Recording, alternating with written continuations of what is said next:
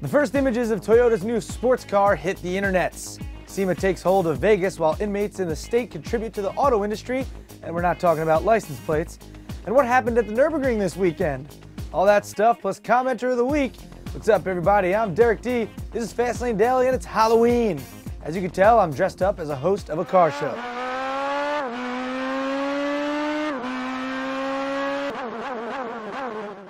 After years of speculation, rumors, spy shots, and concepts, the first shots of the spiritual successor to the AE86 has arrived. Known as the Toyota FT-86 or the Scion FRS here in the States, an embargoed Japanese magazine has been snagged prior to hitting newsstands with the first official photos.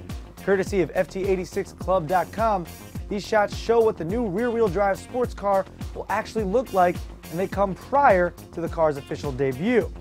What we can tell you is that the car will have at least 200 horsepower, while the Subaru version will push out a little bit more, both by way of a 6-speed manual transmission. The car is targeting the entry-level sports car market, with pricing here in the US below $30,000. It won't be officially debuted until the Tokyo Auto Show, but until then, may I just say, well done, Toyota. Now, I'm not the biggest fan of Toyota, but you get an A+ for this one. Look at the interior. That's good stuff. Great steering wheel, by the way. Right, AK? Rapsoluutely. Nice. Over in Nevada this week, it's the SEMA Aftermarket Tuner Show. You know, the place where tuning shops from all across, well, California descend on Las Vegas to partake in violent crimes against perfectly good automobiles. All right, let me rephrase that. The majority of no-name tuning shops head to Las Vegas to try and act creative by adding plastic bits to the exterior of cars with an obscene amount of discolored leather added inside. I'm just saying. I mean, let's never forget what Toyota brought 4 years ago with the Cam Rider.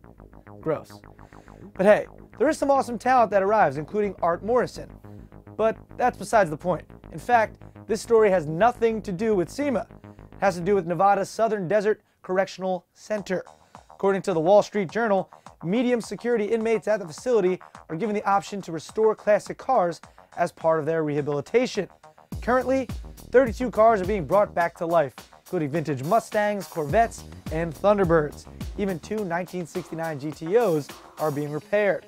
So far, the inmates have made over $130,000 for the Department of Corrections, and they've been taught valuable real-world job skills. Take, for example, this 1967 Mustang. Pretty nice. Well, that's a text message. Sorry about that. We also hear the inmates are headed to SEMA this week. But don't worry. You can always identify the bad guys at the show by the ones not wearing the orange jumpsuits. Huh? Am I right? Right. And finally, at the Nurburgring this weekend, a new overall lap record. And we're not talking production cars here. This is the overall lap record for both the North Loop and the GP circuit combined. At the last VLN race of the year, the Manthey Porsche GT3R hit a record of 8 minutes, 4 seconds. That is 5 seconds faster than the previous lap record holder, the Alzen Turbinchen 700 horsepower Porsche 996. So yeah, pretty friggin' quick. But even before this weekend's race, BMW was out testing the new M6, and well, didn't end well. Hey, you guys know what time it is? AK. It's time to take back Wall Street from those corporate pigs. Comment our show, yeah, commenter of the week. Comments. Now, we talked about the Nissan Juke R last week, and a lot of people were basically saying, why the f would you put a Nissan GTR engine in a Nissan Juke? Well, commenter Neo Stardust said this. Anyone else hoping for a Nissan Murano Cross Cabriolet R? It's the next logical step on the road to crazy.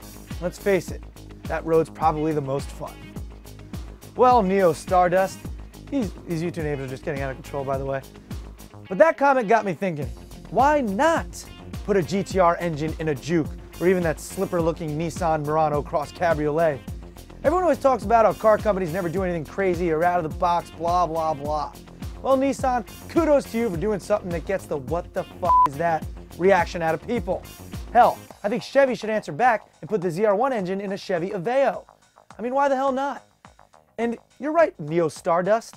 The road to crazy is definitely the most fun. We here at FLD encourage fun and out-of-the-box thinking. I don't deliver you car news in a suit and tie talking monotone. I wear a t-shirt and jeans and run around like an idiot at auto shows. And I say things like a boss. Right, Rick? Boss. Yeah. So Nissan, thank you for R-ing the shit out of that juke. And you, Neo Stardust, are getting an FLD t-shirt. Appreciate the comments. Keep them flowing, everybody. Well, that's it for Fast Lane Daily today.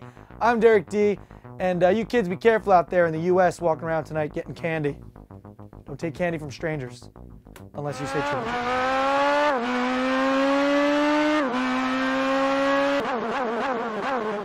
AK. It's time to take back Wall Street from those corporate pigs. It's commenter of the week time, AK. So loud. Time to take back Wall Street for those corporate pigs. All right. Nice. I'm sorry, Derek D. I'm okay. I'll be okay. You good? Yeah, I'm fine. All right. Ow, we're living in the fast lane, baby.